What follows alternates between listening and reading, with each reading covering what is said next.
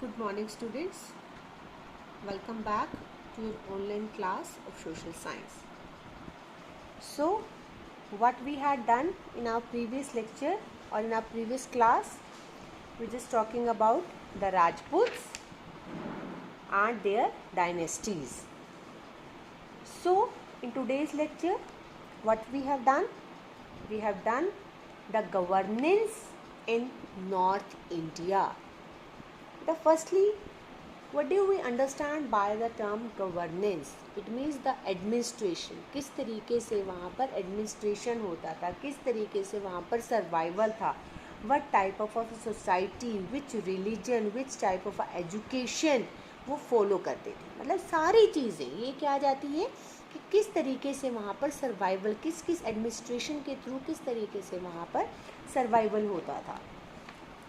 So first we start with the administration. किस तरीके का एडमिनिस्ट्रेशन था नॉर्थ इंडिया में at that time. The king was all powerful in north India. उस time पर जो सबसे ज़्यादा जो पावरफुल थे, जो सबसे ज़्यादा करेजियस थे, जो सबसे ज़्यादा स्ट्रॉन्ग थे, वो कौन थे बच्चा? वो थे हमारे Kings. He was assisted by different officials. He was assisted by different officials. और उस किंग को कौन असिस्ट करता था, कौन उसके हेल्पिंग हैंड्स होते थे? बहुत सारे ऑफिशियल्स, डिफरेंट ऑफिशियल्स, मतलब बहुत सारे जो किंग के अंडर काम करने वाले होते थे. The empire was divided into provinces. और जो बहुत बड़ा एम्पायर होता था ना बेटे, किंग का एम्पायर होता था, वो किस में डिवाइड होता था? प्रोविंसेस, मतलब छोटे छोटे. जैसे अब हमारा इंडिया है, उस इंडिया तो बहुत बड़ा है अपने आप में, लेकिन उसके बीच में क्या है, वो डिवाइड किस चीज़ में हुआ? स्टेट्स में. ठीक है ना, छोटे छोटे पार्ट्स उसके क्या हो जाते हैं? स्टेट्स. सेम पुराने टाइम में, इन द अर्लियर टाइम बच्चे, क्या होता था कि जो एम्पायर था वो किस में डिवाइड होता था? छोटे छोटे प्रोविंसेस में. The king was the head of the military as well as the judiciary. और जो किंग होता था उस एम्पायर का, वो हेड होता था जितने भी वहाँ की मिलिट्री होती थी और जो भी वहाँ का जुडिशियल सिस्टम होता था. जुडिशियल सिस्टम से मतलब क्या होता है? जुडिशरी से क्या मतलब होता है? In which we have to maintain the law and order of that empire, जहाँ पे पूरे लॉ एंड ऑर्डर्स के साथ काम होता था. किसको पनिशमेंट मिलनी है, किसको नहीं मिलनी, that comes under the judiciary. और इसके हेड कौन होते थे? King. The king spend huge amounts of money on building up strong आर्मीज. और जो किंग होता था ना बेटा, वो बहुत ज़्यादा मनी, बहुत ज़्यादा अमाउंट ऑफ मनी ना अपनी स्ट्रॉन्ग आर्मीज़ पर, कि उसकी आर्मी सबसे ज़्यादा स्ट्रॉन्ग हो, और अपने बिल्डिंग्स पर स्पेंड किया करते थे. क्यों स्ट्रॉन्ग आर्मीज़ पर स्पेंड करते थे? क्योंकि अगर स्ट्रॉन्ग आर्मीज़ होगी तभी तो वो वॉर्स में एक अच्छे तरीके से परफॉर्म कर पाएंगी. अगर वीक आर्मी है तो डेफिनेटली एम्पायर भी क्या हो जाएगा? ऑटोमेटिकली वीक हो जाएगा. So next is your economy. Economy में क्या है बच्चा? There was a great economic disparity among different social classes. Economy से मतलब होता है कि किस तरीके से डिवाइडेशन था इकोनॉमी बेसिस पर, पैसे के बेसिस पर, मनी के बेसिस पर. तो बहुत ज़्यादा इकोनॉमिक डिस्पैरिटी होती थी, मतलब बहुत ज़्यादा अप एंड डाउन होते थे. ये नहीं होते थे कि सबके पास इक्वल मनी है, सबके पास इक्वल वेल्थ है, सबका लिविंग स्टैंडर्ड एक जैसा. नो बच्चे, किंग्स के टाइम पर भी बहुत ज़्यादा इकोनॉमिक डिस्पैरिटी होती थी. किसके बीच में होती थी? और वो जो डिफरेंट सोशल क्लासेस होते थे, डिफरेंट कम्युनिटीज़ होती थी, अलग अलग जो लोग होते थे. जो रिच के पास होता था वो पुअर के पास नहीं होता था, वो एक एवरेज के पास नहीं होता था. ये क्या होता था? डिफ्रेंशिएट रहती थी ये चीज़. The royal family, high officials and the traders were prosperous. और रिच लोगों में कौन आते थे बेटा? एक तो जो राजा के करीबी लोग होते थे, जो राजा की फैमिलीज होती थी, रॉयल फैमिली. हाई ऑफिशियल्स, बड़े बड़े ऑफिशियल्स, ठीक है ना, ऑफिसर्स होते थे, जो हाई ऑफिशियल रैंकिंग के ऑफिसर्स होते थे. एंड द ट्रेडर्स, और जो ट्रेड करते थे, व्यापारी लोग होते थे, वो क्या होते थे? वो वर प्रोस्पेरस, बहुत ज़्यादा वो इकोनॉमिकली, मनी वाइज बहुत ज़्यादा क्या होते थे बच्चा? स्ट्रॉन्ग होते थे.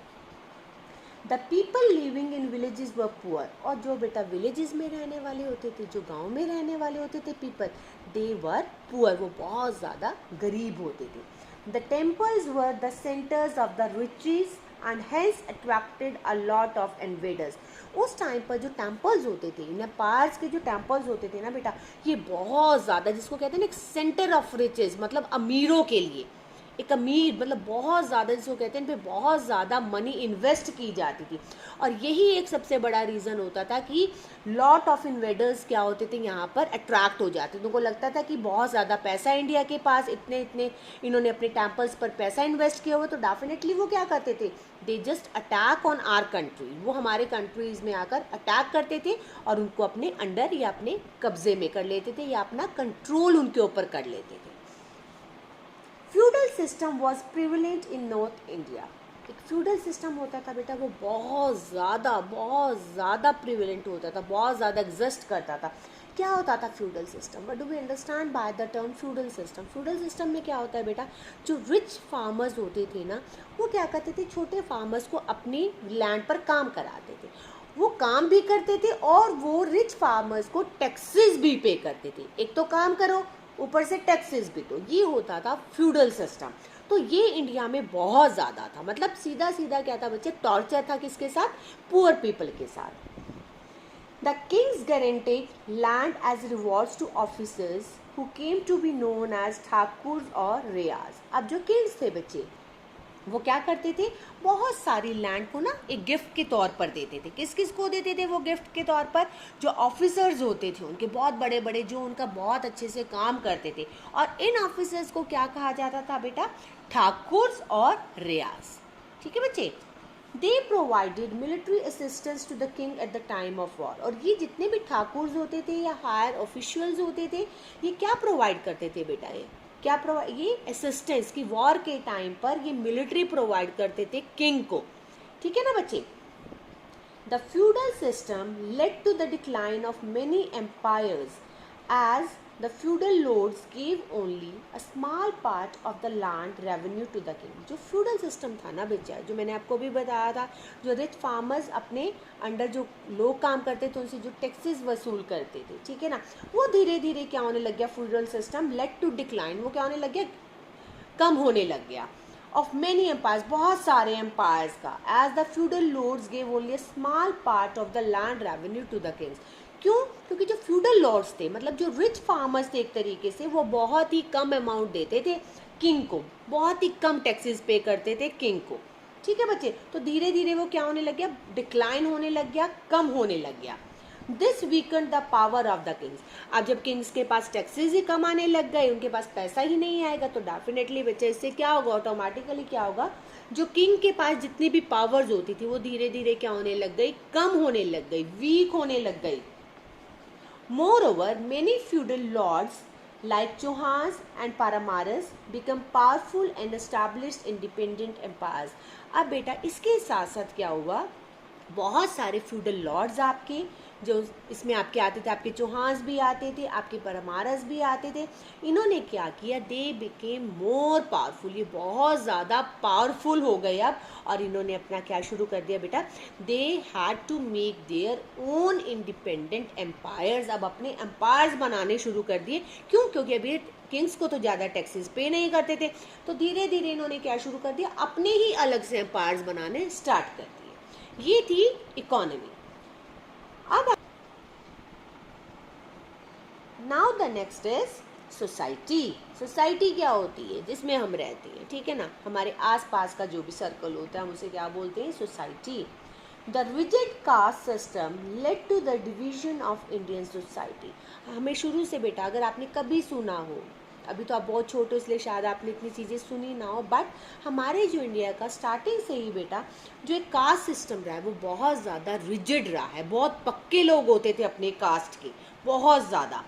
The king, the feudal lords and the Brahmins in high position enjoyed our life of luxury।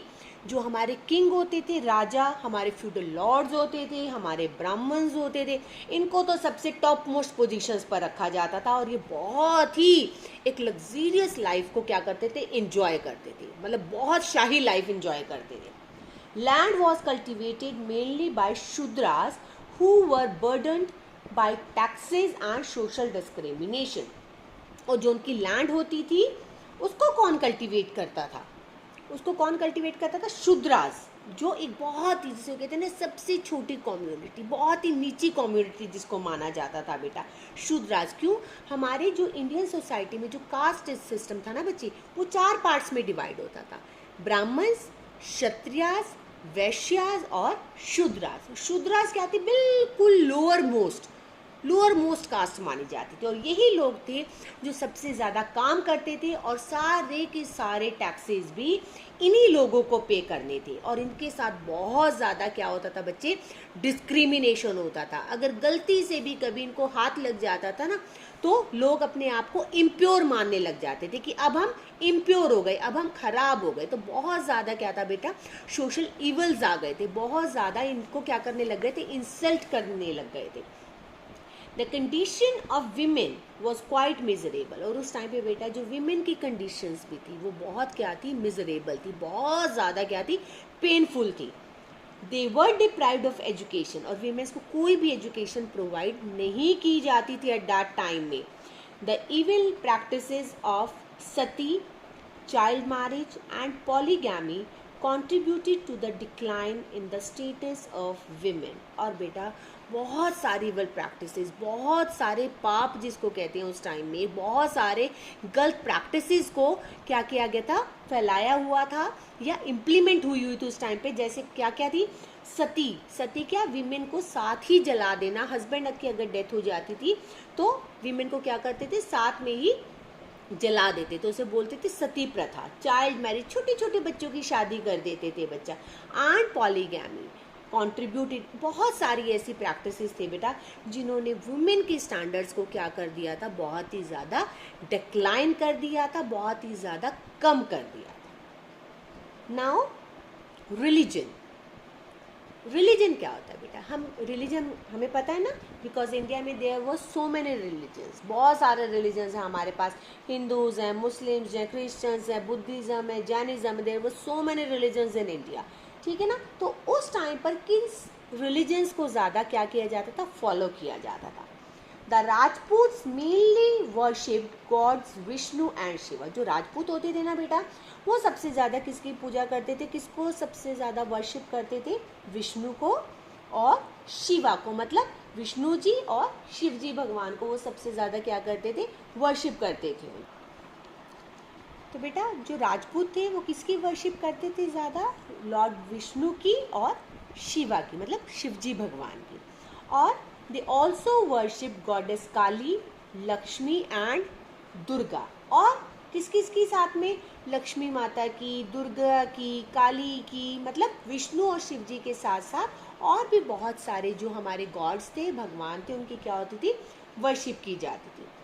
Rajput kings gave gifts of land to the Brahmins. और जो हमारे राजपूत किंग्स होते थे ना बेटा, वो क्या करते थे? गिफ्ट देते थे। गिफ्ट में क्या देते थे? लैंड देते थे। किनको? जो बड़े बड़े ब्राह्मण्स होते थे, ठीक है ना। और उनको क्या बोलते थे?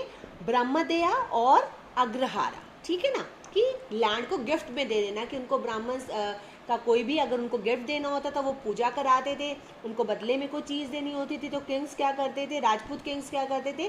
They just giving the lands as a gift, as in the form of a gift. Hinduism became more popular than Buddhism. उस टाइम पर ना बेटा नॉर्थ इंडिया में क्या था? सबसे ज़्यादा जो फेमस था वो क्या था? हिंदुइज्म ज़्यादा पॉपुलर था as comparatively to the other religions, ठीक है ना। Many Buddhist took shelter in south east Asia. और बहुत सारे बुद्धिस्ट जो थे बेटा यहाँ पर, उन्होंने साउथ ईस्ट एशिया में शेल्टर लिया। शेल्टर क्या होता है? मतलब शरण ले लेना आकर, ठीक है ना, मतलब यहाँ पर आकर उन्हें एक अपना जिसे कहते हैं कि शरण मिली, ठीक है। When the Turks attacked monastery at Nalanda. और उनको क्यों यहाँ पर आकर शेल्टर लेना पड़ा? क्यों यहाँ पर आकर रहना पड़ा? क्योंकि जो टर्क्स थे, जो टर्किश थे, उन्होंने अटैक कर दिया था उनकी मोनास्ट्रीज पर, उनकी जगहों पर, जो कहाँ पर थी? नालंदा में, ठीक है। तो बहुत सारे बुद्धिस्ट कम्युनिटी हमारी ऐसी थी बेटा जिनको साउथ ईस्ट एशिया में आकर रहना पड़ा। What's the reason behind it? क्योंकि जो टर्किश थे उन्होंने उन पर अटैक कर दिया था, उनकी मोनास्ट्रीज पर, उनकी प्लेसेस पर, जो कहाँ पर थी? नालंदा में। During this period the bhakti saints preach devotion to God. और इस पीरियड में बेटा जो भक्ति सेंट्स थे वो क्या करते थे, बहुत ज़्यादा अच्छी अच्छी प्रीचिंग्स करते थे, किसके प्यार में, किसकी डिवोशन में, किसकी भक्ति में, भगवान की।